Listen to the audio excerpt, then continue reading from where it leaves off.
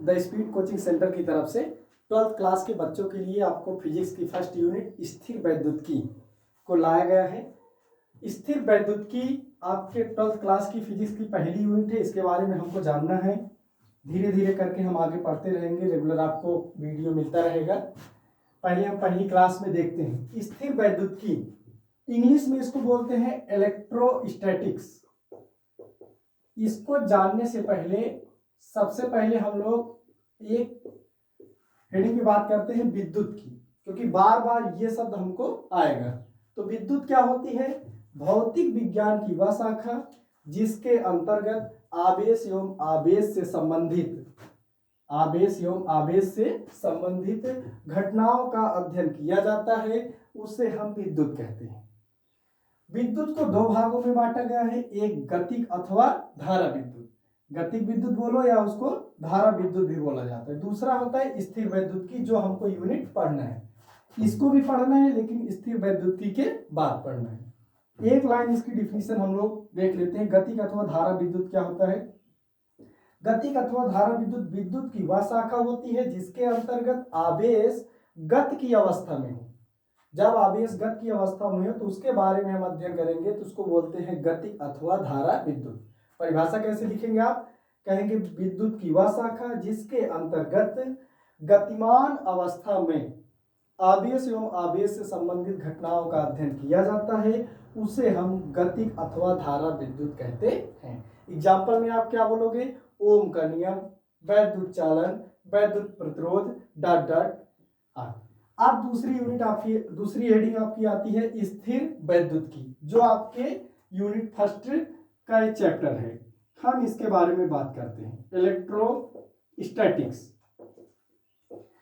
आप लोग video backup करके डिफिनीशन लिख सकते हैं। हम लोग बात करते हैं स्थिर वैद्युतिकी की। स्थिर वैद्युतिकी में हम बात करते हैं इलेक्ट्रोस्टैटिक्स। इलेक्ट्रो का मतलब होता है चार्ज, इलेक्ट्रो का मतलब होता है चार्ज। स्टैटिक्स का मतलब होता है एट रेस्ट। एट रेस्ट का मतलब रुका हुआ, चार्ज का मतलब आवेश। यानी स्थिर वैद्युतिकी में हम आवेश का अध्ययन करेंगे, लेकिन कैसे करेंगे? जब चार्ज क्या होगा? रुका हुआ होगा। लेकिन अभी जस्ट इसके पहली की हेडिंग हमने देखा था गतिक अथवा धारा विद्युत। उसमें क्या हुआ था? चार्ज मूव कर रहा था। चार्ज जब गत की अवस्था में होता है तब उसका अध्ययन करते हैं, तो उसको हम पढ़ते हैं गतिक अथवा धारा विद्युत। लेकिन यहाँ पे चार्ज यानी आवेश क्या होगा? रुका हुआ रहेगा। अब ये इसकी डिफिनीशन कैसे लिखेंगे? लिखेंगे क्या? विद्युत की वह शाखा जिसके अंतर्गत आवेश एवं आवेश से संबंधित घटनाओं का अध्ययन किया जाता है। कब? जब आवेश रुका है। तो परिभाषा बनाएंगे क्या? विद्युत की वह शाखा जिसके अंतर्गत स्थिर अवस्था में, किस अवस्था में भाई? स्थिर अवस्था में आवेश एवं आवेश से संबंधित घटनाओं का अध्ययन किया जाता है, उसे हम कहते हैं स्थिर विद्युत। अब हम स्थिर विद्युत में जैसे बोलेंगे कूलाम का नियम पढ़ेंगे, वैद्युत धारिता, ये सब आगे हमारी टॉपिक में है, हम आगे बात करेंगे। इसमें एक शब्द आ रहा है आवेश, तो पहली हेडिंग हमारी क्या होगी? आवेश। आवेश के बारे में कौन बताया था? हम आवेश के बारे में जानेंगे। आवेश के बारे में सबसे पहले बताए थे एक महानुभाव थे, उनका नाम है Thales of Miletus. Thales of Miletus भाई साहब ने बताया था आज मानव के टाइम पे, जब आज मानव ने पत्थर को पत्थर से रगड़ा था, चिंगारी निकली थी, वहां से सीख लेकर थैलस ऑफ मिलेटस भाई साहब ने क्या किया था कि एक एम्बर लिया था। क्या लिया था भाई? एक एम्बर और एक लिया था फर। फर क्या होता है? कपड़ा होता है रेशेदार, जानवर की खाल जो होती है, यानी कपड़ा हम कहें रेशेदार। कैसा कपड़ा? रेशेदार कपड़ा या जानवर की खाल, जैसे बिल्ली की खाल हो गई या अदर जानवर की खाल। एम्बर क्या होता है? एम्बर होता है जेमस्टोन। जेमस्टोन मतलब जिसकी ज्वेलरी वगैरह बनाई जाती है, जैसा रिंग हम पहने हैं, रिंग में जो पत्थर, इसको भी जेमस्टोन बोलते हैं। इन्होंने क्या किया कि जेमस्टोन को रेशेदार कपड़े या जानवर की खाल को रगड़कर आवेश के बारे में इन्होंने क्या किया? बताया। तो आवेश की परिभाषा क्या बनेगी? आवेश की परिभाषा हम लोग लिख लेते हैं। आवेश क्या होता है, आवेश की खोज किया था कौन, थैलस ऑफ मिलेटस ने। सबसे पहले इन्होंने एम्बर और फर को लेकर एक दूसरे पे घर्षण के द्वारा आवेश के बारे में बताया। आवेश का परिभाषा क्या होगा, आवेश एक वस्तु का वह गुण है, आवेश एक वस्तु का वह, आवेश एक वस्तु का वह गुणधर्म है, आवेश एक वस्तु का, साथ में डिफिनीशन लिखते चलेंगे, आवेश एक वस्तु का वह गुणधर्म है जिसकी सहायता से, जिसकी सहायता से, जिसकी सहायता से विद्युत क्षेत्र, जिसकी सहायता से विद्युत क्षेत्र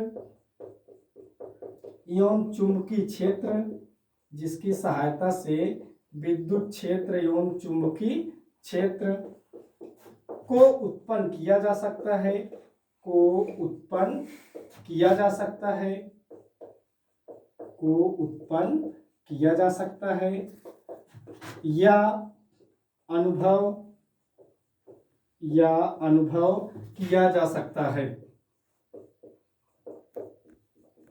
यहाँ पे एक शब्द आ रहा है कि विद्युत क्षेत्र एवं चुंबकीय क्षेत्र, आगे हम इसके बारे में बात करेंगे। धीरे धीरे जैसे जैसे बात आगे बढ़ती जाएगी हम इसके बारे में फिर बात करेंगे। आप चुंबकीय क्षेत्र क्या होता है, विद्युत क्षेत्र क्या होता है। तो आवेश की परिभाषा थोड़ा सा नहीं समझ में आ रहा होगा तो एक चीज यहाँ पे समझते हैं हम लोग। जैसे हमारे पास द्रव्यमान है, क्या है, द्रव्यमान। अगर हमारे पास द्रव्यमान है तो हम गुरुत्वाकर्षण बल का अनुभव करते हैं। इसका मतलब क्या है, अगर मॉस है तो गुरुत्वाकर्षण बल है, गुरुत्वाकर्षण बल है तो गुरुत्वीय क्षेत्र उत्पन्न होगा। अगर पृथ्वी के पास गुरुत्वाकर्षण बल है, पृथ्वी भी गुरुत्वाकर्षण बल का अनुभव करती है, तो यानी पृथ्वी के पास भी क्या है, मॉस। जैसे मॉस से क्या है, ग्रेविटेशनल फोर्स, और ग्रेविटेशनल फोर्स से क्या है, मॉस। वैसे ही क्या है, आवेश है तो वैद्युत क्षेत्र और चुंबकीय क्षेत्र। अगर वैद्युत क्षेत्र और चुंबकीय क्षेत्र है तो वहां पे आवेश पाया जाएगा।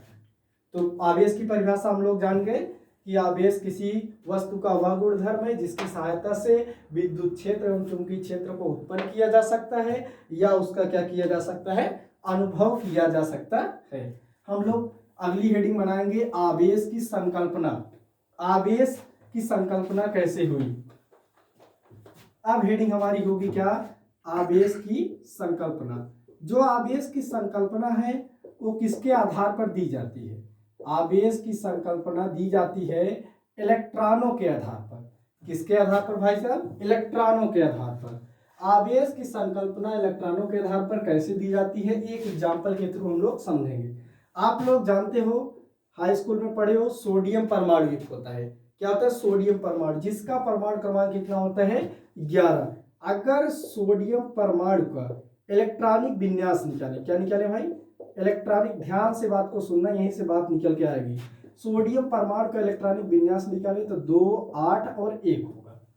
इसके बाहरी कक्षा में कितने इलेक्ट्रॉन है, 1। अच्छा, इसके इलेक्ट्रॉन की संख्या अगर हम निकालें, सोडियम परमाणु में इलेक्ट्रॉन की संख्या कितनी होगी भाई, 11। और अगर हम प्रोटॉन की संख्या निकालें, किसकी संख्या, प्रोटॉन की भी संख्या कितनी होगी भाई, 11।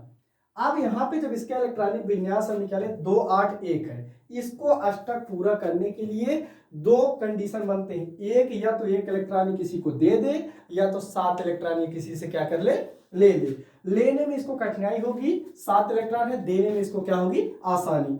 तो सोडियम अगर 1 इलेक्ट्रॉन का दान कर देता है, कितने का दान कर देता है, 1 इलेक्ट्रॉन का, तो इसका इलेक्ट्रॉनिक विन्यास क्या हो जाएगा भाई, इसका इलेक्ट्रॉनिक विन्यास हो जाएगा, यहां से 1 इलेक्ट्रॉन चला गया तो क्या बचेगा, 2 और 8। तो यानी इसके बाहरी कक्षा में कितने इलेक्ट्रॉन होंगे, 8। 1 इलेक्ट्रॉन चला गया।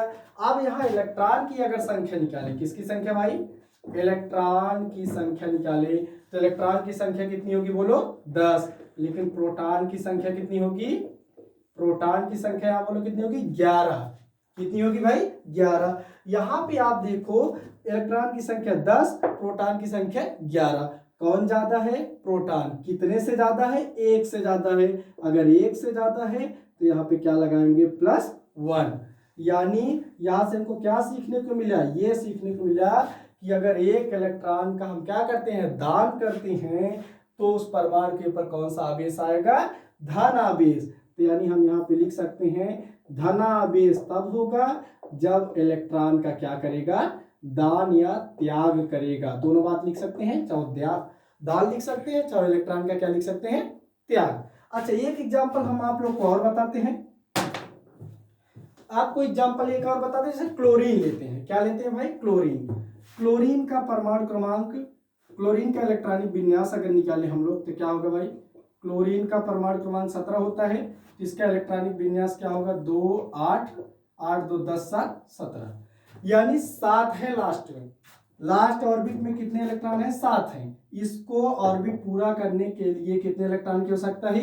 1 इलेक्ट्रॉन ले ले या 7 इलेक्ट्रॉन क्या करे? दे दे। हमको आसानी क्या होगी? 1 इलेक्ट्रॉन ग्रहण करने की। क्लोरीन को अगर हम 1 इलेक्ट्रॉन ग्रहण कराएं तो यहाँ पे क्या बचेगा? Cl।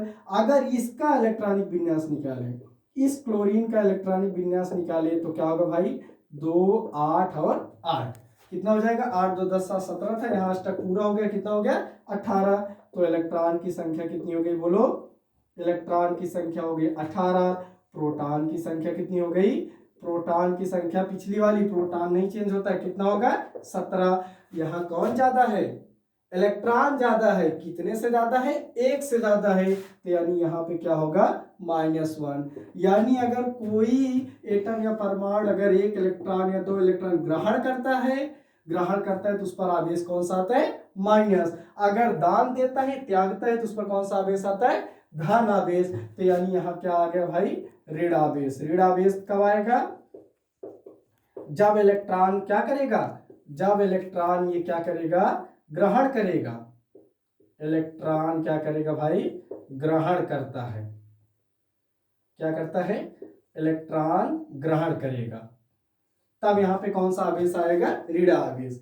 यहां से आवेश की संकल्पना में हमको क्या सीखने को मिला? कोई परमाणु से अगर 1 इलेक्ट्रॉन निकल जाता है तो उस पर चार्ज कौन सा आएगा? धनावेश। 1 निकला तो 1 आवेश, 2 निकला तो 2 आवेश। यहाँ पे प्रोटॉन नहीं निकल रहा है, प्रोटॉन नहीं निकल रहा है, तो इस वजह से आवेश की संकल्पना किसके आधार पे दी जाती है? इलेक्ट्रॉन के आवेश पे। वैसे भी ऑर्बिट में चक्कर कौन लगाता है? इलेक्ट्रॉन। प्रोटॉन जो होते हैं वो नाभिक में नाभिकीय बल से क्या होते हैं? बंधे रहते हैं। इसको कौन बताया था? इसको बताए थे हमारे वैज्ञानिक, आवेश की संकल्पना को बताया था बेंजामिन फ्रैंकलिन। क्या बताया? कौन बताया था? बेंजामिन फ्रैंकलिन ने बताया था धन आवेश को प्लस से और ऋण आवेश को किससे प्रदर्शित करेंगे? माइनस से। तो ये आपकी हो गई आवेश की संकल्पना। और यहां से हमको 2 चीज देखने को मिला।